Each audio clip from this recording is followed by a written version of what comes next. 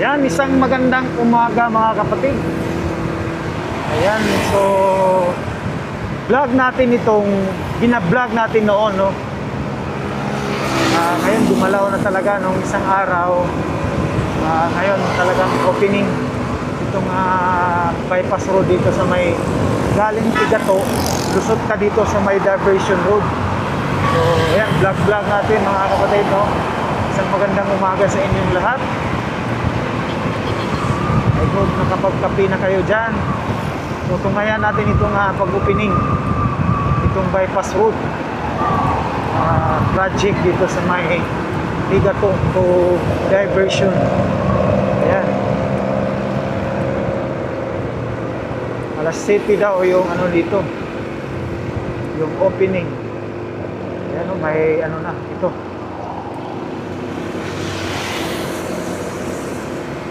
Ay naka-televise na dito sa labas.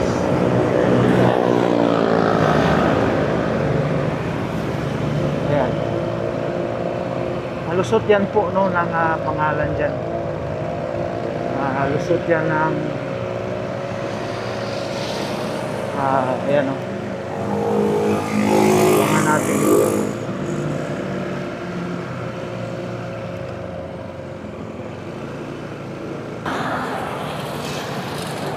So doon tayo mag ano.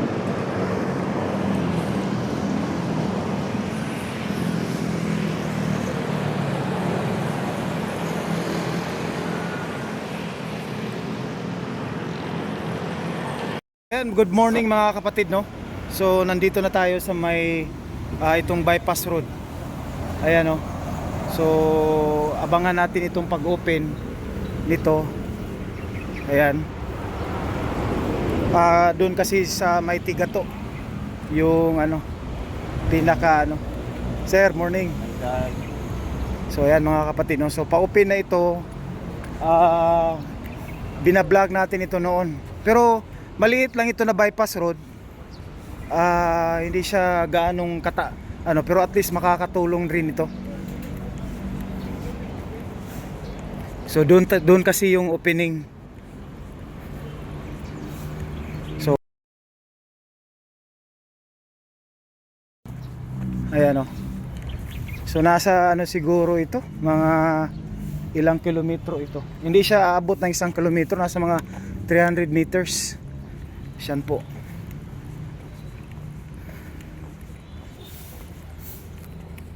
So ito palabas ito ng diversion road, no.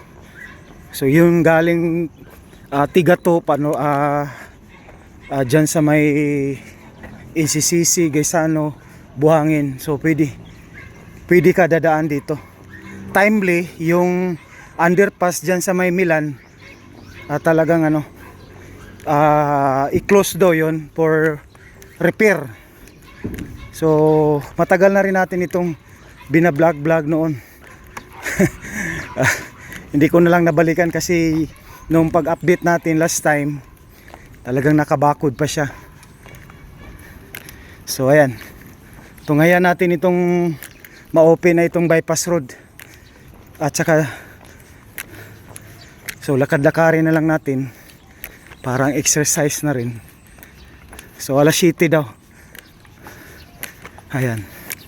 So isang magandang umaga. So medyo ano rin dito, matirik. Alas 7 daw, countdown. So tama yung sinabi ng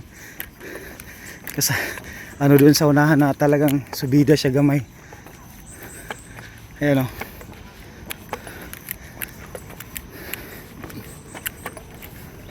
Finally talaga na open na. Nasa mga 300 meters above ito ang layo. Maliit lang siya, pero pag may traffic dyan sa Milan, kung punta ka naman ng ano, diversion, dito ka nang dadaan.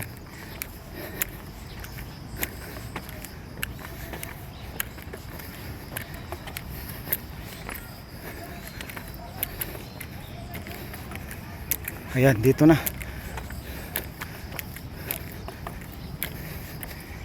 Nag-ano yun. Oh. Trespassing. Ang ganda pa talaga pag may mga puno pa. Oh. Ayun, open na. Open na.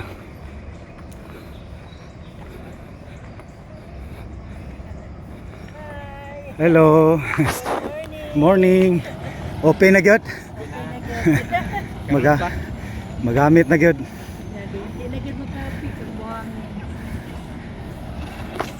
So gitanggal na ng plastic no. Alas 7.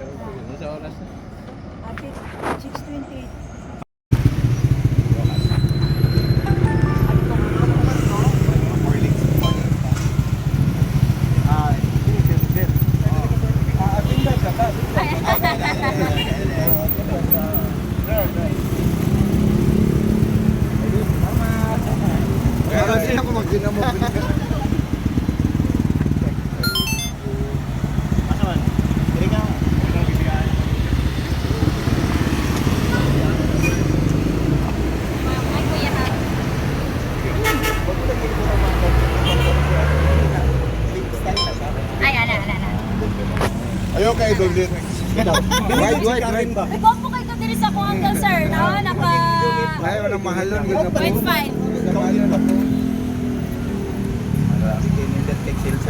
Sige, go. Take care. Yes. Samahan. Yes, Sir Dean, good morning. Good morning. Sir, hopefully nga makahatag ug makatabang gyud gud ni sa ato ang mga residente dinhi karon sir. Nganong karon man gyud ato napili pod nga adlaw sir sa pag-abli. Karon kay Lunes unya rush hour na in a few minutes. So dako ni siya og nakita nato na dako ni og epekto sa traffic lagi na pag na-congest diya sa Milan intersection sa mga. Sir, saan ikataas ang ato ang dalan ninyo? Exactly 396 meters no manupad diri sa junction sa Tigato padulong dito sa Carlos P. Garcia Highway. Sir, naato ay nakatangda po na sa regulation sa itong underpass, mo bang giapihan lang po din nato karon? Yes, usa na sa atong mga tumong no kay karong karong Biyernes pa, April 17 magsugod ang repair nato diya sa ato ang Buhangin underpass which will last for around 30 days no. So dako ang atong wala pa po tayo makita na laing agihanan and then timely na lang po na na-open na nato na portion. So in preparation na lang po na dito sa atong pag-repair. Aside ani sir, na po tayo open pa na other dalan in the next few days? In the next few days, paningkamutan nato na maabot itong second na part sa ato ang Laverna bypass no na from the same gyapon na entrance dito sa Laverna bypass pero laki diya exit. Mas duol na siya dito sa airport. Sir, kina tong diversion 100% complete na ni sila ang budget sir. Kini siya. Yes, so this is 100% complete and balikan lang ta sa figures ko pila to iyahang amount. Okay. Sir, ano po tayo natapos sa demolition sa atong overpass dito sa Victoria, sir? Kumusta ang atong operation? O wala na tayo lang itupod, sir, nga bagong pulian, sir? Kato siya is a structure of the local government. No? So, nitabang lang ang DPWH pinagi sa pag-deploy yung equipment o manpower aron mas mapadali ang demolition sa structure. So as to the replacement, wala pa planong pinaplano pa nato na as of this time, but paubot kaya po ng panahon na mabutangan nato na diya. Sir, unsa yung reason nagibungkag to na overpass? Well, dilapidated na gid siya no, and then kinahanglan na gid siya tanggalon for public safety, for the interest of public safety. Tinuod sir na nagaabuno daw mo og mga spalt mo nang nagasaka, mo nang mabangga daw mga tin-wheelers sa mga mga truck na dagko. Yes, part man gid sa atong program ang asphalt overlay no, as our kanang ginatawag nato na asset preservation. So in time ni taas yung nag-elevate kitang dalan. And usapod po sa rason nga nung doon na po'y mabangga na mga labi na mga dagkong na truck. So sa karon, kung hindi naman tayo buhaton na replacement na structure, it would be based on our standards in anticipation na lang po sa atong mga buhaton po ng parte nga na sa bahada, which is by the way national road. Sir, sa ato ang crisis situation, na ba tayo mga affected na mga projects? So far, wala man tayo affected ng mga projects. So, labi na itong nagsugod. Sir, kanang bypass road dya sa may ano sir, good morning sa dya sa may airport. Kano sa na-i-open sir? Ang paningkamutan nato na maabrihan nato siya karong semana. Yes. Thank you sir. Dako po na siya o mahatag na alipin sa traffic sa Carlos P. Garcia Highway o the same way that this new road would provide would alleviate the congestion kaya sa ato ang intersection sa Milan o pagdulong sa Balay. Gawas. Nasa tuon kung Sir, baka nang doon din sa airport niya. This week, uday na. Oh. Ayan mga kapatid, itong area dito, galing ito ng ano, buhangin sir no? Pwede buhangin, Indangan, Kabantian yan no? So dito pwede dadaan dito. Tigato Road, dito pwede Barangay Waan. So dito naman, so yan, pwede ka diretso dito para hindi na kung matraffic dyan sa may Milan crossing, dyan sa diversion road. Dyan po. Oy.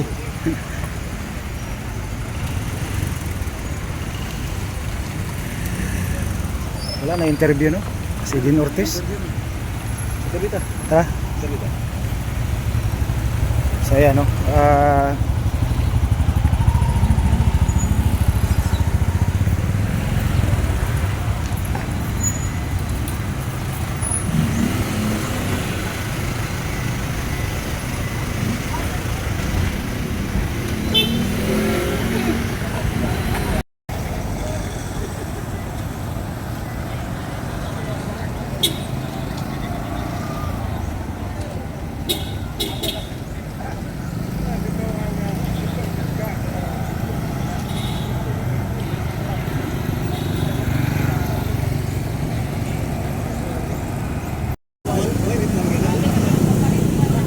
Ayan, open na po itong narinig natin sa interview kanina no kay Sir Dean Ortiz sa DPWH no.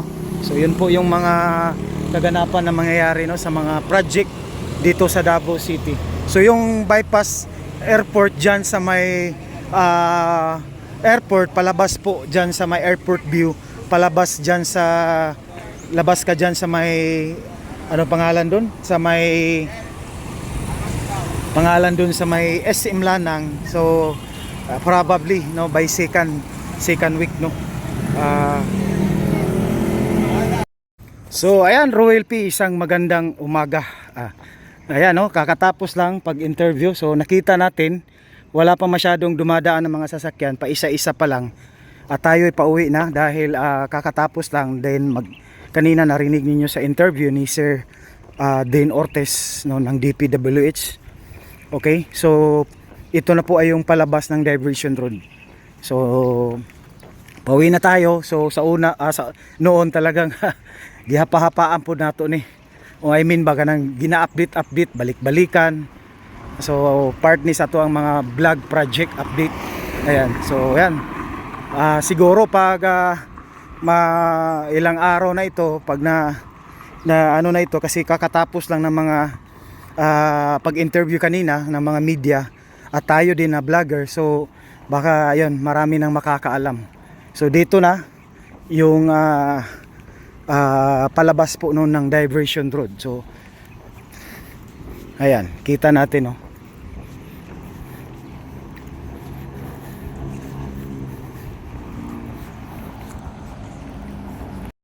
So yun mga kapatid, kung galing ka dito, labas dito, paliko ka dito. Okay, so kung galing ka naman papunta, galing ka ng example, galing ka ng MAA, so pasok ka dito pwede. So ano ba? Kalimu. So kung galing ka doon Tigato, ayan, pwede liko ka. Ayan oh, no left turn. So hindi ka pwede liliko dito. So kung galing ka naman ng pangalan dyan Milan, so pwede ka pasok dito. Okay, kung galing ka naman ng example, galing ka ng MAA, pwede ka pasok dito. Yung bawal lang, example, galing ka doon tapos nag-left turn ka, bawal. Ayan oh, may left turn, bawal.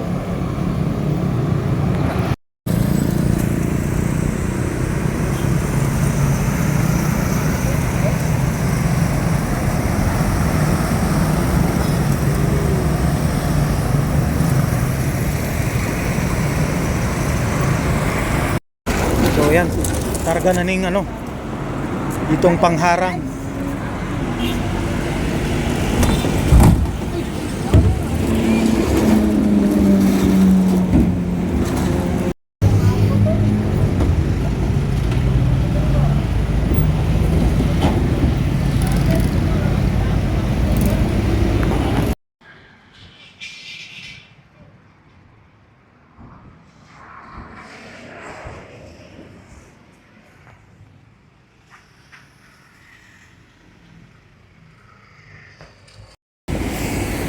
Ayan, si RPB, kasamahang vlogger.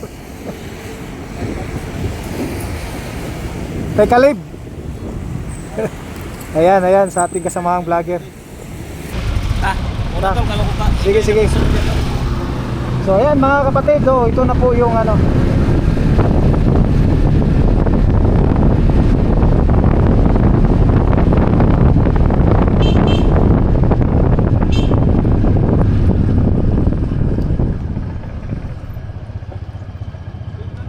Ha?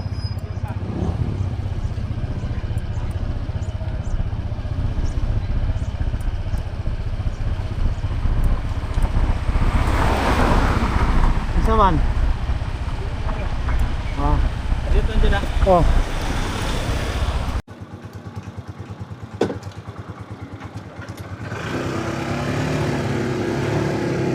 Ayan, so ito madadaanan na po ito. So pauwi na tayo mga kapatid. Ayan. So dito na tayo dadaan pauwi. Dahil dadaanan natin inyong underpass.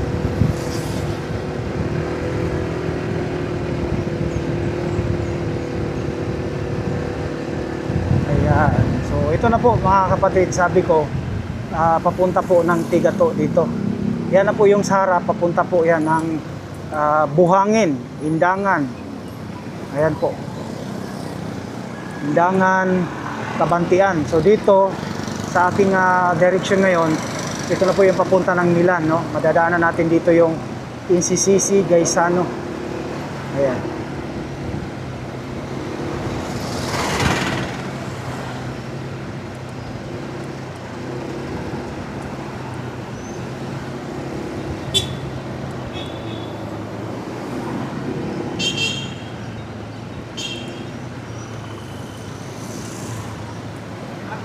Kanya tong palton, pasunod na tol. Asa? Dito, bako makuha dito. Dapit. Ya ba? Oo. Asa na po, sayo ko ba po ha? Sige, ulat ko. Ulat pa lang ko, dali na kayo. Ah.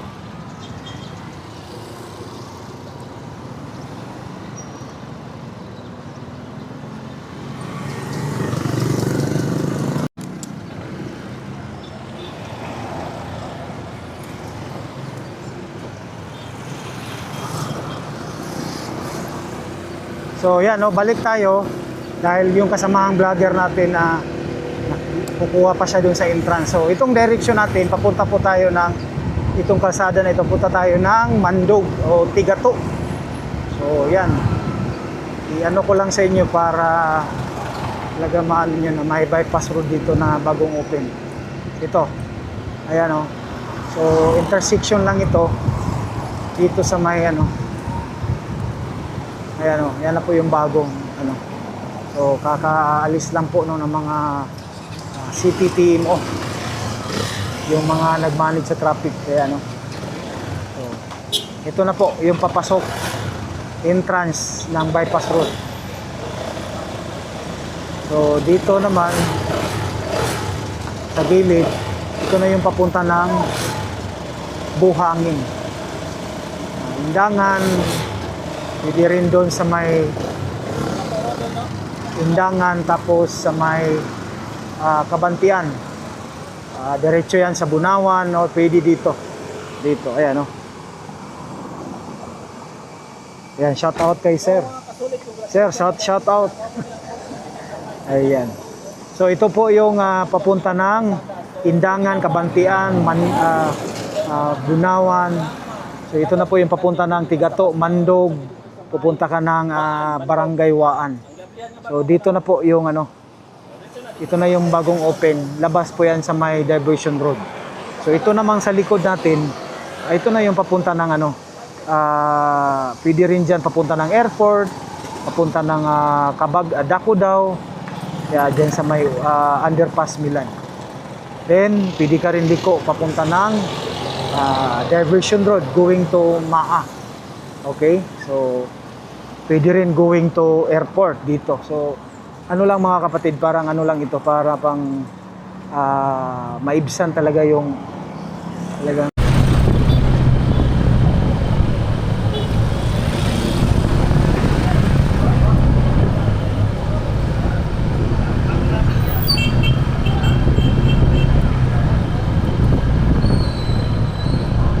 so ito na po yung galing pwede rin doon sa may likod ng Gaisano mga kapatid. So yan, dito po tayo, ayan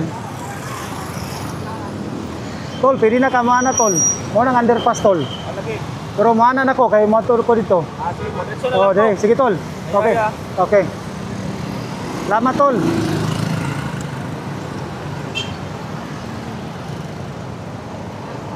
So ito po yung underpass mga kapatid, ayan.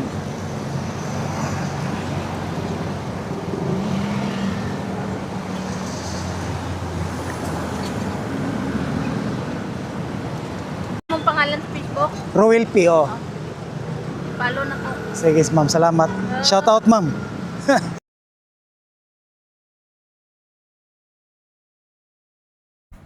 Ayan mga kapatid, ito na po yung underpass na i-repair, i-close ngayong April 17. Ayan oh. Kita natin. So talagang magkakaroon ng repair ito is coming April 17. So yan po yung underpass Milan Buhangin. Ayan oh. So dinaanan na lang natin dahil tayo po ay pauwi na. At dito na lang tayo mag-i-end sa ating vlog. Hanggang sa susunod muli. Maraming salamat. God bless you all. As you watch. Yes, ma'am. Bye. Okay.